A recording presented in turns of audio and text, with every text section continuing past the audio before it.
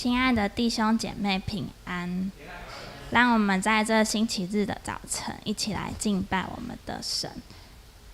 你们要赞美耶和华，我的心哪，你要赞美耶和华，我一生要赞美耶和华，我还活的时候要歌颂我的神。让我们一起站立起来，用这一首诗歌来赞美我们的神。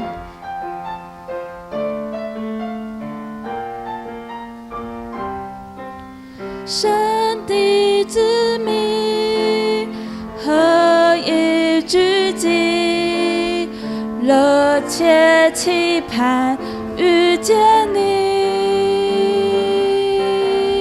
天要敞开，神的道传遍，因为我们渴慕寻求你。我们再从头来一次。神的子民合一聚集，热切期盼遇见你。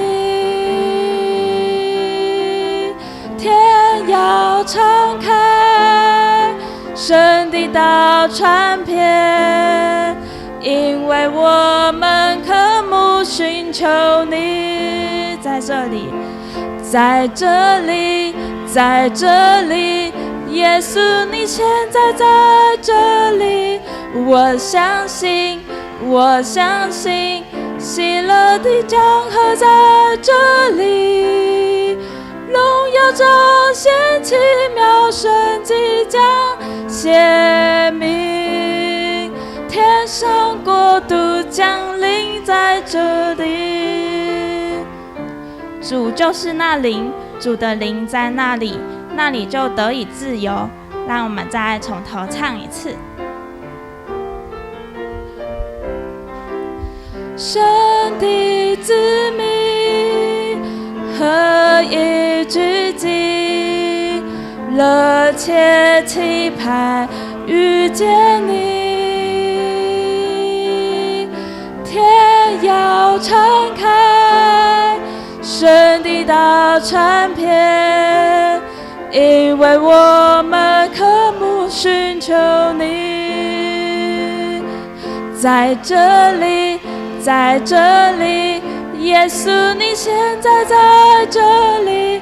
我相信，我相信，喜乐的江河在这里，荣耀彰显，奇妙神迹将显明，天上国度降临在这里。你的灵在这里，这里就有自由，神灵自由于心无止境。一山到海细细，坚定不断升起，期待伟大神做奇妙事。在这里，在这里，耶稣你现在在这里。我相信，我相信，喜乐的江河在这里，荣耀彰显，奇妙神迹将显明，天上国度降临在这里。荣耀彰显，荣耀彰显，奇妙神迹将显明，天上国度降临在这里。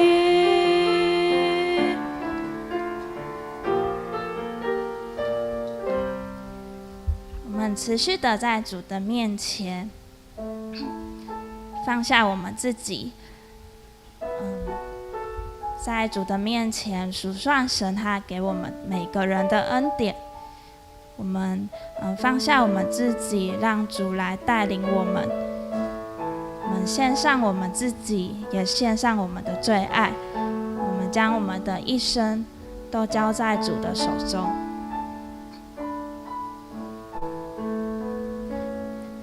在主面前细细数算神的恩典，我才明了你的奇妙带领。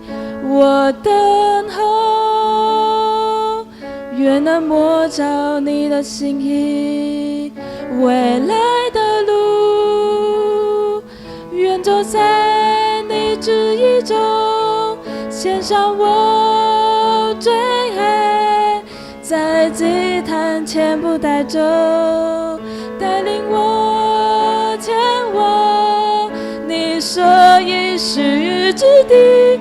我的一生在你手中，惊涛骇浪，主与我同在。我的一生在你手中，勇敢前往，向标杆直跑。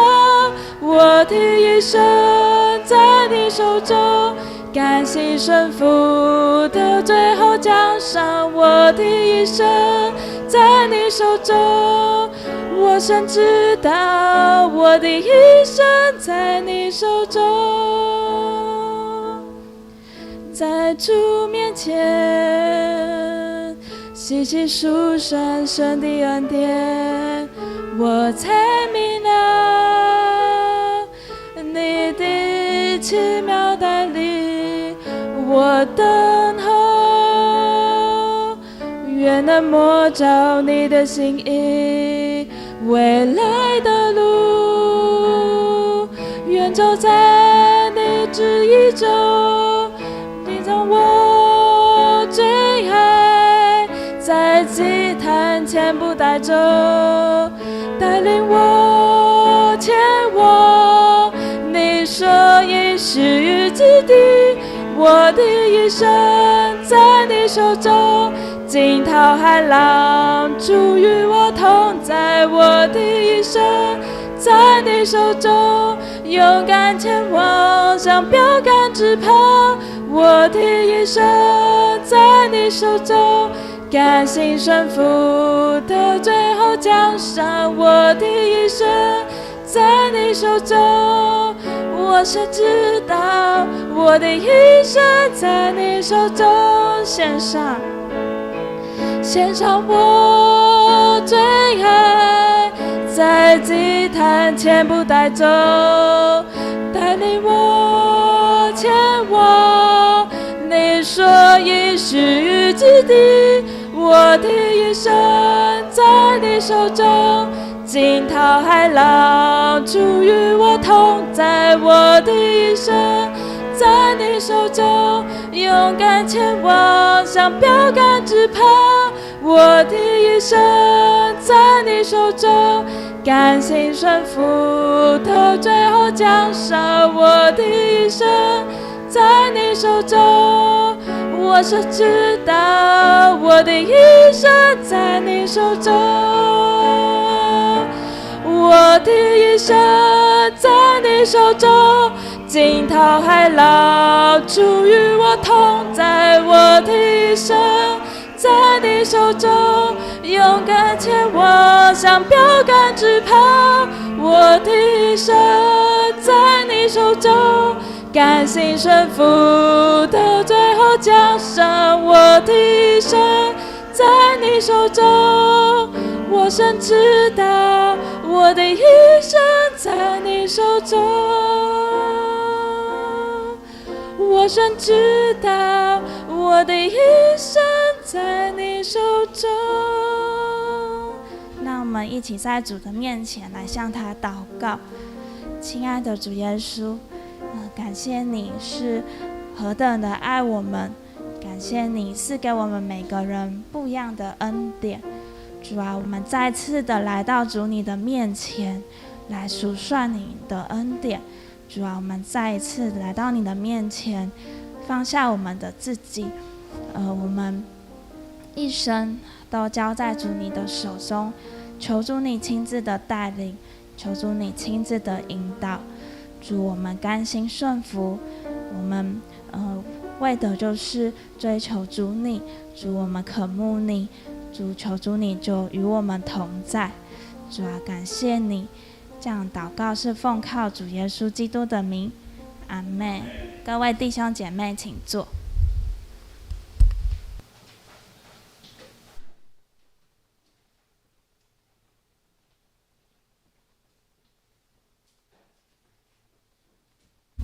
那我们一同来看今天的金句，记载在箴言的13章11节。然后我来念，大家来注意看。第11节说：“不劳而得之财必然消耗，勤劳积蓄的必渐加增。”我们接下来邀请蔡长老为我们证道，题目是爸爸的遗产。我们一起来祷告。亲爱的天父，我们感谢您。今天是我们爸爸节的感恩礼拜。天父，您是我的阿爸父神，你是我们的阿爸父神。求圣灵降临在我们中间，让我们每一个人有感受到圣灵的力量，让我们每一个人在你主领的面前能够坚强，在主领的面前能够谦虚，在你的面前能够得着主你的恩典。我们这样祷告，奉主耶稣的名求，阿们。亲爱的弟兄姐妹平安。我们好久没有那个华语跟台语的2场礼拜，那么今天我们看到我们的一生在主的手中，我们每一个人在主的手中，我们用我们的一生来奉献给主。今天是父亲节，我们来讨论一下阿爸的遗产。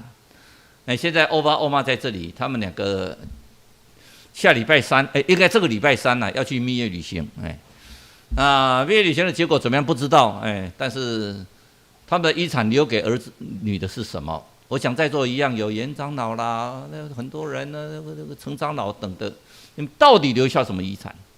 我们都希望爸爸妈妈给我们留下什么遗产？我们所看到的，台湾最大的新闻，就王永庆的遗产。我们都希望说，我的爸爸妈妈是不是王永庆呢？那这样的话，我连奋斗都不奋斗。我只要光这些遗产，我就已经花不完了。他说一辈子的事业就是打我爸爸、争我爸爸的遗产就好，这是他们一辈子的志愿。所以他们的遗产，台湾就好几百亿，美国听说有2兆到3兆，中国大陆更不用讲，也一大堆。所以都为了这些遗产，现在大家一直拼命在找这些遗产到底有多少。我们都不是王永庆的子女，有时候我在想说，他们得了那么多的遗产，可是我看他们的家庭，我在这里很大声的讲，我觉得我真的比他们幸福很多。也许他们的烦恼也非常的多，表面上风风光光，现在他们大概一天的进账，就比我一辈子的，有时候一辈子的赚的还多。但是相对的，你得到是怎么样的一个遗产？我们看香港那个赌王一过世，为了遗产的问题，哇！而且我发觉他们都有一个特色，我发觉到要使一个人疯狂，要使一个家庭败坏，要使一个家庭发生很大的争执，第一件事情是什么？叫他多娶几个太太，保证就有很大的争执。所以这个欧巴，我特别告诉你，只要你要有很大的争执，很简单，多娶几个太太，死后就是一大堆的遗产的争执啊！我都觉得说，为什么会这个样子？它本来就是这个样子，因为钱的问题大家都喜欢。所以我经常讲说，钱你把它用完，那叫做财产；你不把它用完，那叫做遗产。留给子女做什么？就是一个争执啊！这个故事我们都经常听到这个故事，麦当劳的故事。有时候人想，网络传了好多次，有个爸爸穿得很破烂，带个小孩子。那小孩子讲说：“我要吃麦当劳啊，要吃麦当劳啊，好棒！”奇怪了，麦当劳到底有什么特色哈？那我觉得肯德基的炸鸡比较好吃哈，这麦当劳生意就会比较好了，很奇怪，大概是用一些儿童的玩具等等在吸引这些儿童吧。那个爸爸带着这个小孩在那边，好高兴排着队，我要吃麦当劳，麦当劳。然后快到的时候跟爸爸讲说：“哎呦，还有玩具呢！爸爸还有玩具呢，再加58块就有玩具。爸爸，我要玩具，我要玩具。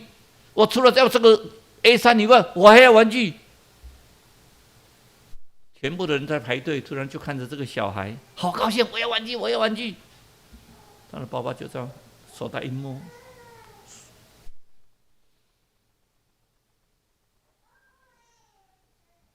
终于轮到他点餐。他说先生，他本来点的是2套 A 餐，先生，我能不能点1套 A 餐就好？我还要那个玩具。哦，你要点1套哦，你们2个人呢？没关系，1套 A 餐就好，那是儿童餐呢。我点1套就好，我再买那个玩具。算一算，数一数，我再买那个玩具。点头，好，那就1套啊，1套 A 餐啊，加上那个玩具，哎，就摆到他们的桌前。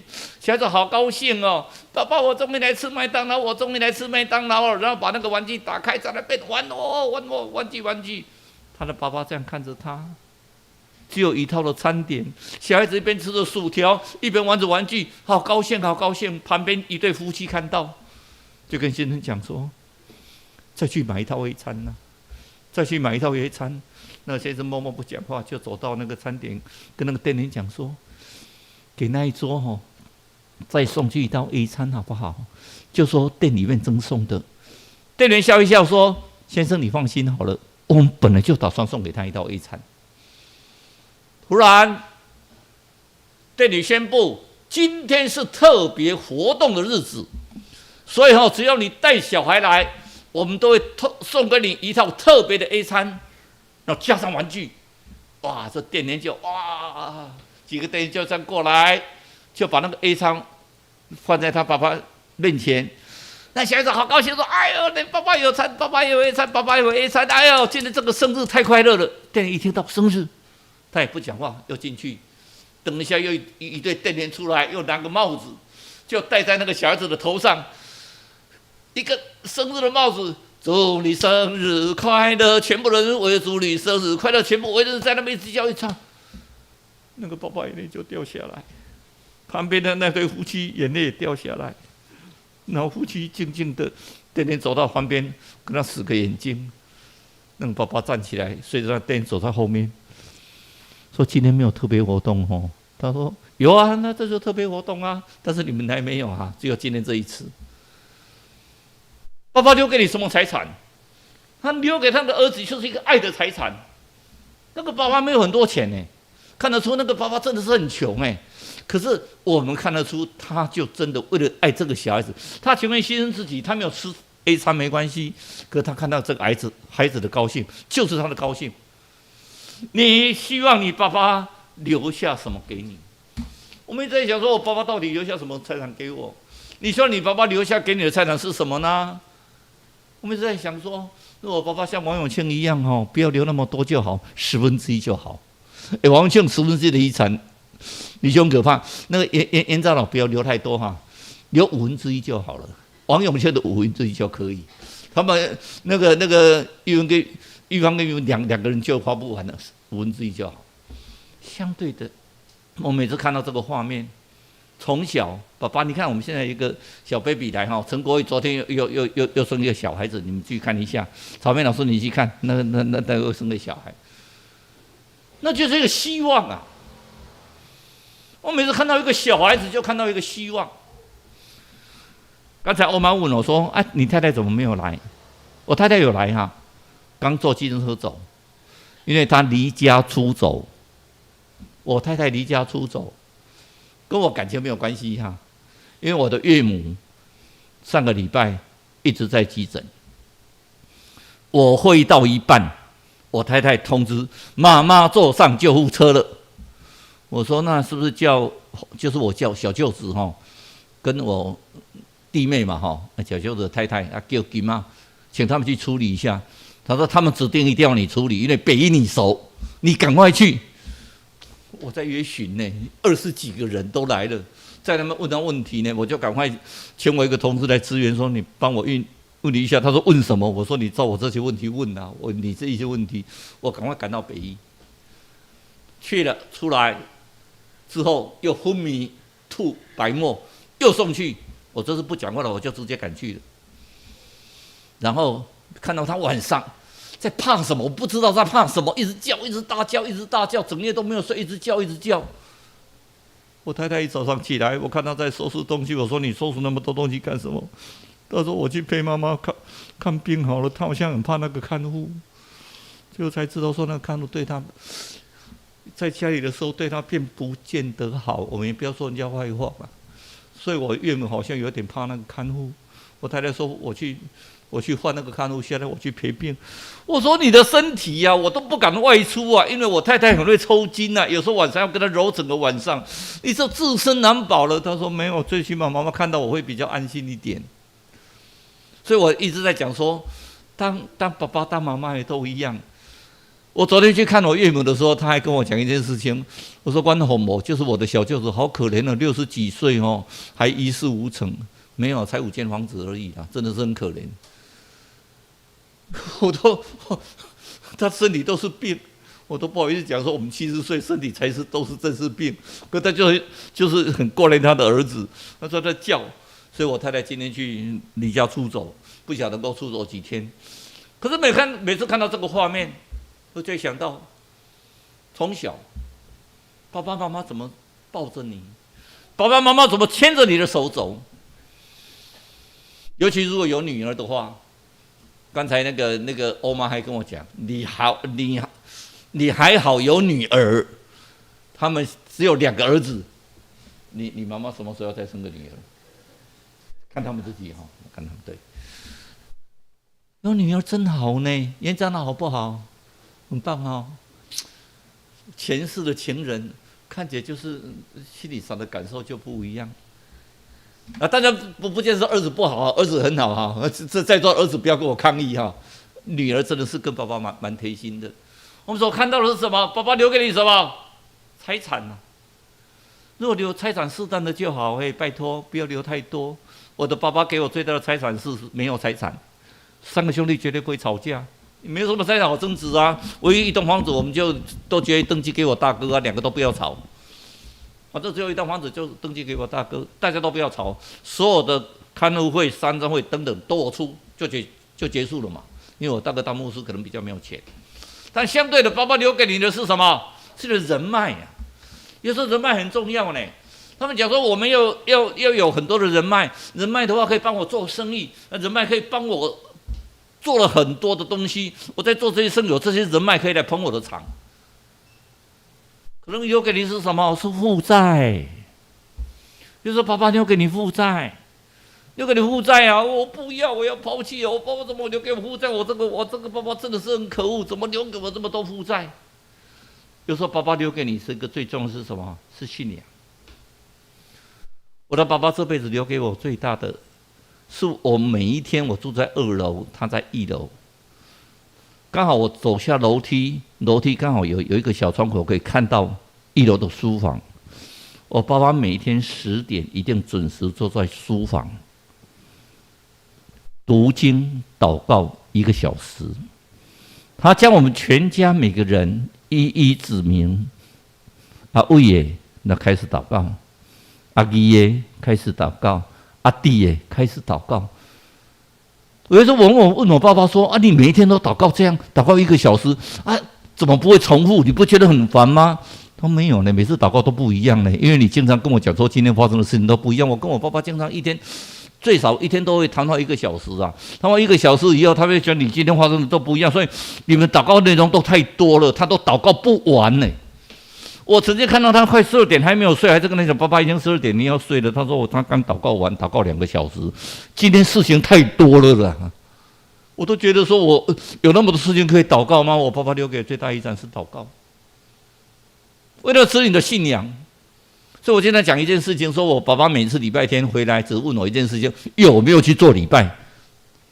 从来没有问我说成绩好不好，因为在我的爸爸的心目中，我的成绩应该是很差很差，因为我也没有补习啊，从小他也不管我。我们那个时候还在考初中那考初中，在座考初中的应该我一个吧？严长老没有考初中嘛？没有嘛？那曾长老没有嘛？有，你有那么老考初中点头的人真的是自己都要反省。能够考初中的人，就表示说，是我们这一波考初中嘛你也有。哎呀，假的。考初中的人都表示有一大把年纪的，因为我考完初中隔了3年又变成国中，现在考国中念国中是正常不必考试，以前我们要考试考初中哎。我爸爸甚至不知道我去考初中哎，等考完以后才知道说我有考上，而且是最后一所学校。在我的父亲的心目中，反正就是有念书也好，没有念书也好，每天就看到你玩，反正我也不补习，他也没有钱让我补习。他最主要是问我有没有去教会，有，然后爸爸妈妈就到教会去，也都到很乡下的教会去。所以教会从小是我的依靠，打乒乓球啦，踢足球啦，念书的时候爬到钟楼里面去、顶楼里面去，他们念书。教会离我家很近，所以我的生活重心大概都在教会。那到晚上的时候，有时候我爸爸妈妈忘记煮饭的时候，我跟我大哥家里煮一点北崩连档哈，那是煤炭烧的。煮饭以后去博士馆找那个戴宗德牧师，如果今天有听到我讲话，戴宗德牧师还在。戴宗德牧师他的家里面去要配菜，反正拿着白饭去牧师家配的。以前牧师待遇很差呢，不像现在，以前牧师待遇都还要自己种菜。我想这个大概欧妈心里都知道，爸爸小时候那时候待遇是很差的，当牧师很穷哎，可是最起码我会低头皮哈，都低头皮，每次夹2个猪头皮就可以吃得好一大碗饭。信仰，我一直觉得信仰在我们家里面是爸爸留给我最大的一个遗产。也许你讲说你在讲道，你做一个讲员，你当然讲信仰啊。我在这里告诉各位，信仰真的是非常重要。一个家庭留下的信仰，让子女们能够蒙福一辈子。所以今天经句我们再来一次，我们再念一次来：不劳而得之财必然消耗，勤劳积蓄的必见加增。我们看到富不过3代，我们看到留下很多财产。我刚去台南的时候，看到那个侯家，那个棺材已经停10年了。为什么还在争财产？奇怪，下葬跟争财产有关系吗？奇怪，他们总是认为说，你把它下葬以后，就是不能财产就不能接受，而且要站在我这边，我这边风水比较好，会庇我的子孙。各位知道不？阳明山目前还有一个某个家庭姓翁的，讲的白的，还没下葬啊，还在阳明山的家中哎，棺材还在，几年了，几10年不是几年？为什么？大家为了摆在葬在哪边的风水瞧不定，印大房的、印2房的、印什么的？现在我们在平安园里面，不晓得有看风水、看风味，我们都还在平安园一律平等，风水很好，天清气爽。但相对的，为人子女，我们有什么样的本分？我们要感恩呢。如果你有生小孩的，没有生小孩不觉得父母伟大，等你生小孩以后，你才发觉到，父母真的好伟大。你想想看，囡仔哪呢？如果小孩子1天没有大便，第2天大家在等他大便，2个当父母的有没有感觉？大便了啊，好高兴哦！如果你长大，你看他大便，你要不要去看他的大便？大便很臭啊！可是小孩子一大便，大家都好高兴啊！大便了！你看大便的颜色好漂亮。这个就是父母啊，你的小时候的父母啊，我们甚至告诉我们什么？做子女的不要让父母忧伤啊！我们会不会让父母忧伤？会啊！你看我们当父母的，永远讲一句话：你一出门就说：“爱3千我较济咧嘿，爱吃好饱，要吃得饱，又要穿多一点，要小心哦，开车要小心，开慢一点。”每一句话你都知道。等你要出去做生意，摊车一推出去，要小心哦，知道不要跟人家发生争执哦，对人家好一点哦，要不要跟人家发生吵架哦？大家要怎么样？要怎么样？怎么样？每次练的话都一模一样，练了几10年都一模一样。什么时候才不一样？等到有一天你突然发觉到说，怎么没有人在念我？怎么没有人在跟我讲说，阿姨啊，你较细致咧，3千较穿我少嘿，爱吃好饱。我当然知道要穿衣服穿啊，我也知道要吃饱啊。可是我多么希望我的爸爸妈妈今天还可以念我说，爱吃要吃饱嘿，要穿得软嘿。哦，长老听到没有？去欧洲很冷嘿，你又要穿多一点嘿。爸爸妈妈对你的那种叮咛，你会觉得很烦。有一天你才会发觉到说，如果能够给他再念一次，不晓得多好。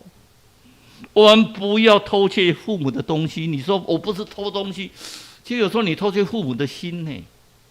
我再强调一次，有时候你偷走父母的心呢。他希望你规规矩矩的做人，他希望你平平凡凡的过日子，平平安安。可是你有时候偷走他的心，你做那个事情都让他难过，那个就是偷窃。偷的不偷财产叫偷窃，而是偷走父母的心，那才是真正的偷窃。更可怕是什么？时代越来越发达，科技越来越进步，那这个电脑都不会用。上次我们不是说在现场礼拜吗？每次都说，哎，政委啊，来，帮我一下，帮我电脑用一下。这个电脑跟你教了好几次了都不会，我再怎么教你都教不会。政委，我猜这个。我就是不会啊，所以刚才那个欧巴说出去要人机用电脑，我还问人机有没有学过电脑啊？当然他一定年轻人一定会有学过电脑。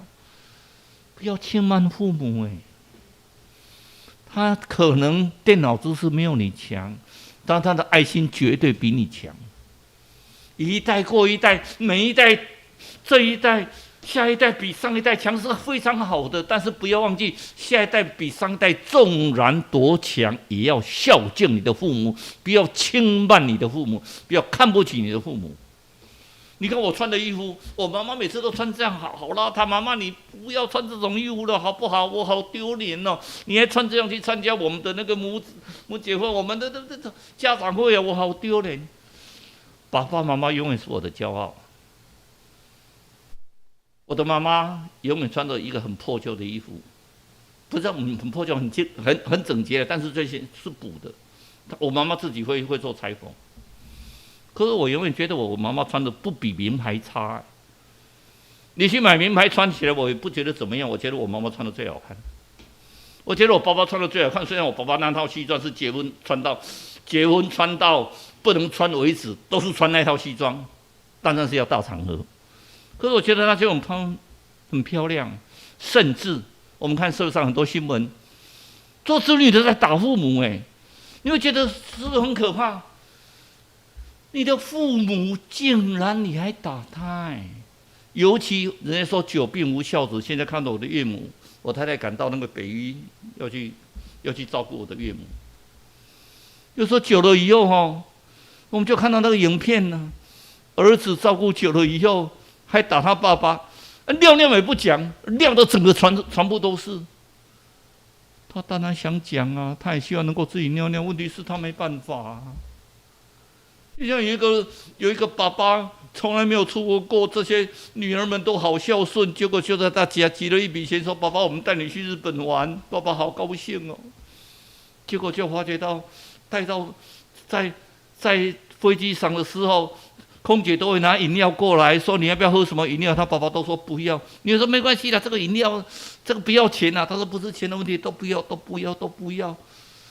一滴水都没有喝他女儿就问他妈妈说：“爸爸为什么都不喝水？”他妈妈都不讲，结果他妈妈才讲一句话：“爸爸不敢喝水啦。”为什么爸爸不敢喝水？爸爸膀胱不太好，喝水的话他会频上厕所，所以从今天出门他就不敢喝一滴水，他就怕上厕所。他上厕所很麻烦，他是人工肛门，所以很麻烦。爸爸不敢喝水，什么时候的事情？爸爸叫不要告诉你们，他记得好久了。当爸爸的人都这样默默去承受他不能喝水，因为喝水要上厕所，他不能上厕所，上厕所很麻烦，所以他就从出门到现在一滴水都不敢喝，一直忍耐到日本，再口渴也不敢喝，连餐点都不太敢吃，因为怕吃餐点会上厕所。我们有时候想到我们的父母的时候，你有没有想到，我们子女的时候，有时候会咒骂你的父母，打我们细细的，你不要以为我在开玩笑我当法官这么久，经常碰到这个事情我当法官的时候，经常看到那些子女们为了争财产争着在那边，有时候突然会冒出一句话：“已经吃到这多岁啊，财产人变分呢。”啊，食到遮侪岁啊，我干嘛讨一厝钱都无爱？做什么老爸？当前跟你这样讲呢，你会觉得好生气。有时候说为什么法官会生气？你真的很下来想把他刮一巴掌。就看到爸爸只有在那边哭。他说：“我不是不分财产，我已经分给他了，可是他已经花光了。他又要叫我分财产，我是留下来最后的一点点的天地，让我们耕作可以养活自己。我死了，他们去分嘛。可是我如果把它分完以后，我是什么都没有。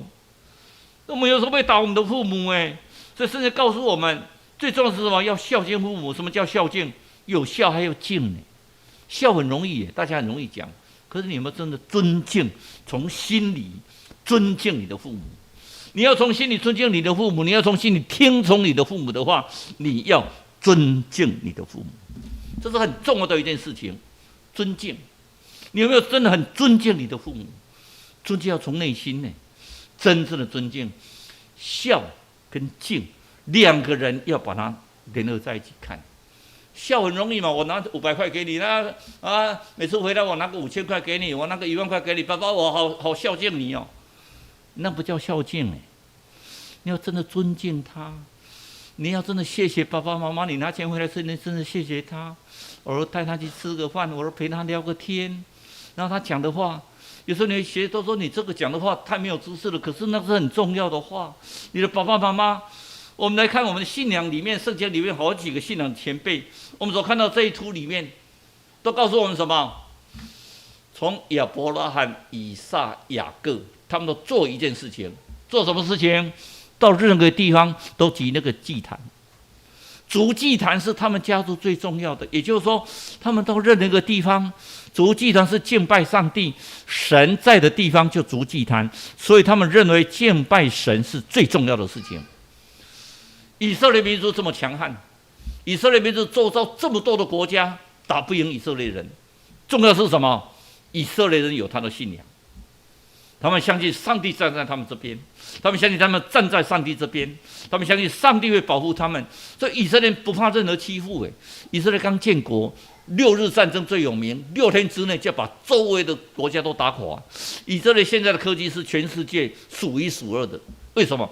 他们很团结。最近不是那个中国大陆军演吗？大家有的就吓得非常的恐惧，非常的害怕等等的，说大概会封锁台湾呢，会怎么样？甚至我们有的亲戚还问我说：“你给他结婚快先？真正没啦？我是不是真想慢慢的先来美国，先出国？”我讲你也战争的时候，拜托你对美国先得来。你如果每一个人都真的是爱台湾，甚至回来。今天敢亲内吗？我觉得还不至于吧。这种有的话，反正我这个年纪我也不怕。我的小孩子他也是跟我讲说，反正我就跟台湾共存完。他们告诉我们的是什么？你留下的祭坛没有？今天我们看到我们一早上9点，本来今天我们是这么久以来第一次做华语礼拜，我本来觉得是大概没几个人会来，因为第一次嘛，而且时间早。但相对我看到你们来的时候，我觉得你们都是蒙福的人。你们一大早就在圣殿里面筑祭坛，这都是蒙福的人呢，是上帝最喜欢的。你看，我是蒙福的人，他就不高兴了，他要先离开。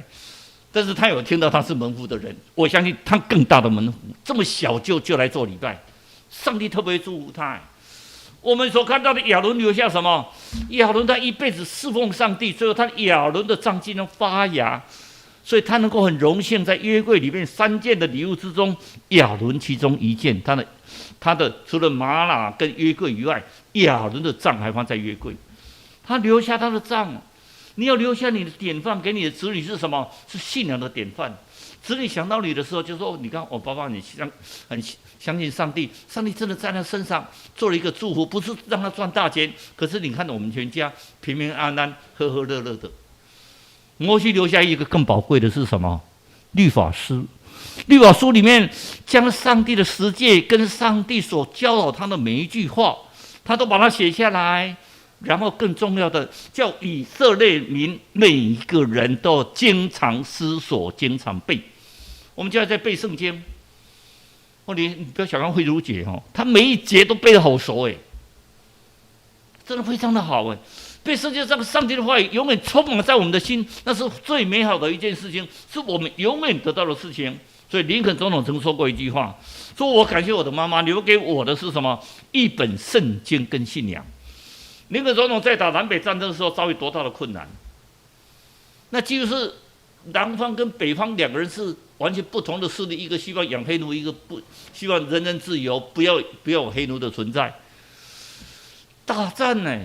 当时南方的势力多大？南方的钱财比北方多很多，北方大部分都是很平等的一般的人，穷人比较多，南方都是富有的人。结果打仗下去的结果，林肯总统说：“我依靠上帝打赢了这场南北战争的战争。”所以相对的，一个爸爸，这个大地主啊，他开垦了很多的农地，一个大地主，他生了3个小孩，这3个小孩都想说爸爸那么有钱了，因为有这么大的土地啊，每年关那个土地那些东西卖出去的话，就可以赚很多钱。所以这个小孩子3个小孩呀，也没有很积极的去找工作了，反正是有工作也好，没有工作也好，反正爸爸都会给他钱。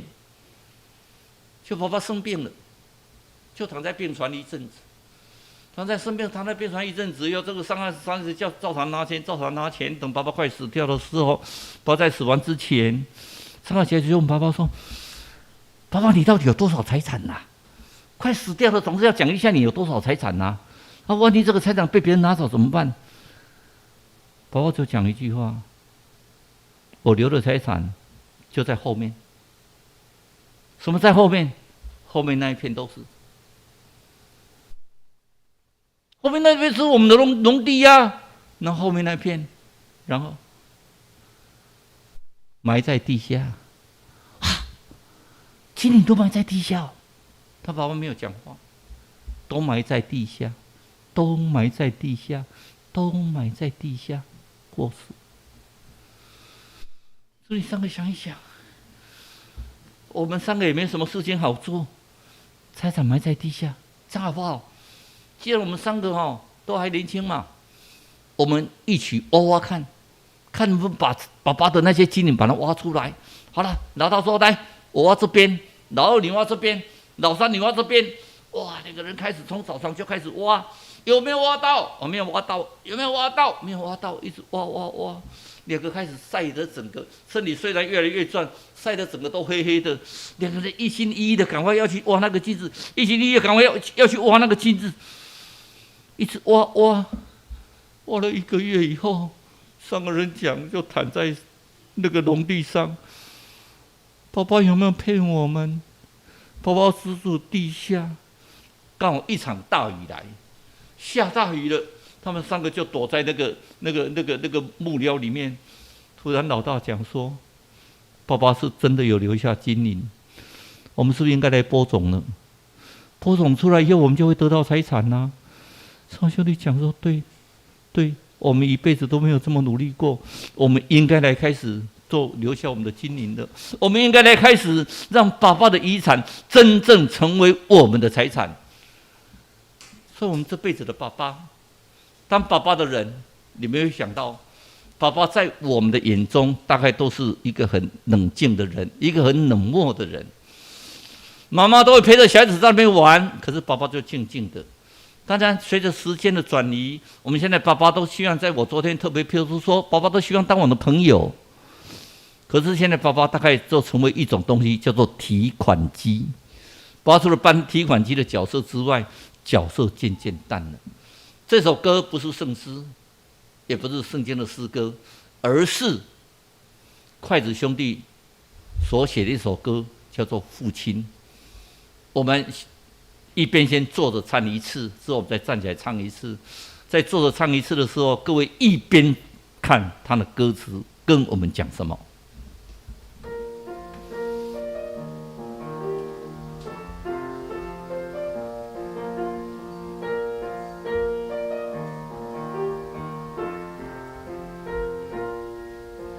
总是向你索取，却不曾说谢谢你。直到长大以后，才懂得你不容易。每次离开总是装作轻松的样子，微笑着说回去吧，转身泪湿眼底，多想和从前一样牵你温暖手掌，可是你不在我身旁，托清风笑去安康。感谢吧，不要再让你变老了，我愿用我一切换你岁月也长留。一生要强的爸爸，我能为你做些什么？微不足道的关系，收下吧。各位起立，我们来唱一次，来。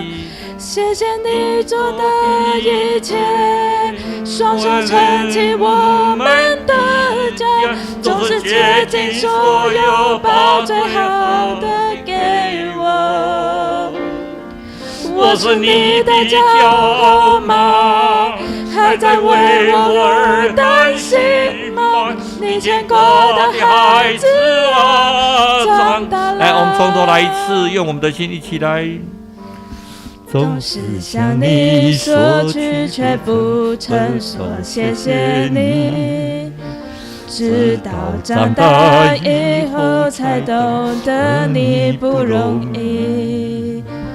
每次离开，总是装作轻松的样子，微笑着说回去吧，转身泪湿眼底，多想和从前一样牵你温暖手掌，可是你不在我身旁，托清风笑去安康。大声一起来，感谢吧，不要再让你变老了，我愿用我一切换你岁月长留。一生要强的爸爸，我能为你做些什么？微不足道的关系，收下吧。谢谢你做的一切，双手撑起我们的家，总是竭尽所有，把最好的给我。我是你的骄傲吗？还在为我而担心吗？你牵过的孩子啊，长大了。亲爱的爸爸，你牵过的孩子已经长大了。我们的阿爸父神，你的孩子已经长大了，我们要回到你的身边。你一辈子都为着我们，你默默的付出，你在付出的时候从不求回报。我们亲爱的爸爸，让我们能够在你有生之年，用我们最大的孝敬陪伴着你老，跟着你一起老。有一天你离开我们到阿爸父神的怀中，我们还是永远的怀念着你。我们这样祷告，奉主耶稣的名求，阿们。我们持续站立，一起来唱奉献的诗歌。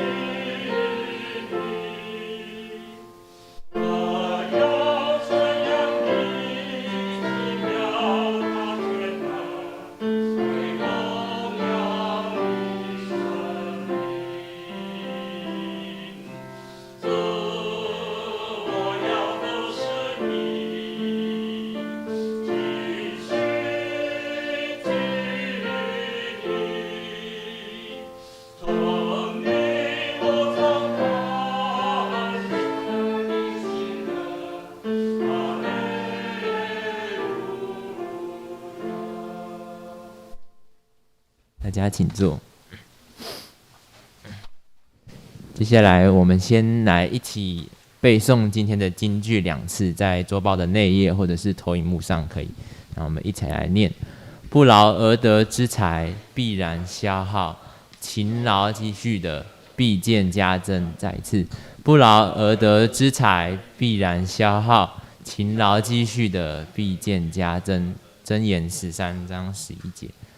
然后下礼拜有要服侍的同工，请就是大家预备心来服侍。然后接下来消息报告的部分，我们可以看到周报的内页，就是本周是父亲节，然后祝福所有爸爸健康平安。然后今天礼拜后就是会在4楼召开长职及各团契的及辅导，然后的讨论会。然后如果有要讨论相关事情的人，就麻烦出席。接下来是公祷的时间，我们邀请大家一起起立来公祷，为着周报的事项，或者是每个人可能个人当中有所需要祷告的事情，一起摆上。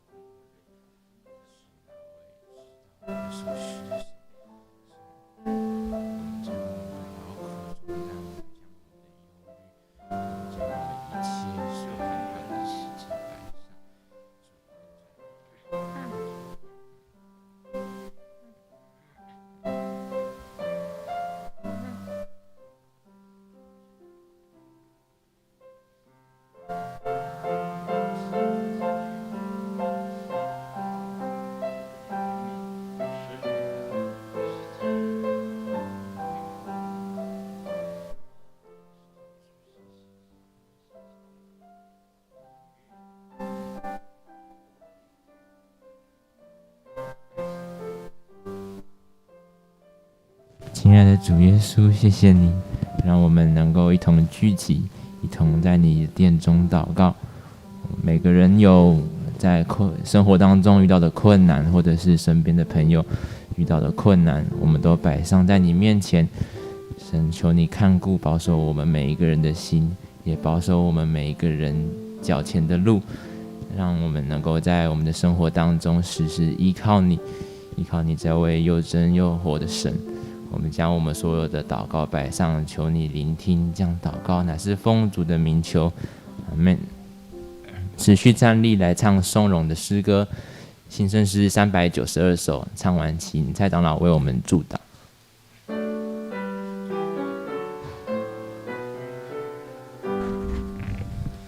赞美与神万合之源，天下神灵都当颂言，天上万军乐赞之名，同心赞美父子圣灵，阿们。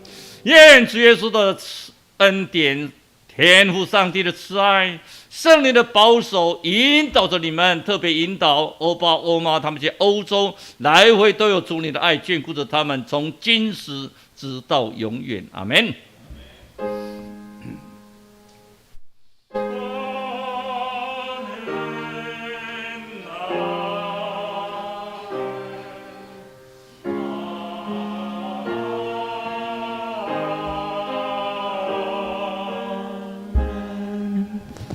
大家请坐，我们默祷。